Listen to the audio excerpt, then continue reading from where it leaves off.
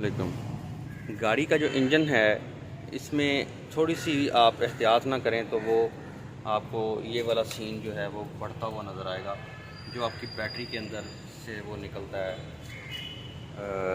तेज़ाब leak कर जाता है और लीक करके वो जब मेटल के साथ टच करता है तो वो उसका बेड़ा गर्क करके रख देता है और उसका कोई बाद में हल भी नहीं होता। अगर ये ज़्यादा लीकेज कर जाए तो वो नीचे तक जाके तो उसको जो है ना वो ख़राब करता है। इसलिए जब भी गाड़ी लें सबसे पहला काम वारंटी शरंटी छोड़ें, बैटरी की वारंटी को छोड़ें। हमें नहीं चाहिए बैटरी की वारंटी। हमने अगर 60 लाख रुपया गाड़ी पे लगा लिया है तो हम और 10-15 हज़ार रुपया लगा के तो हम बैटरी ड्राई लेंगे।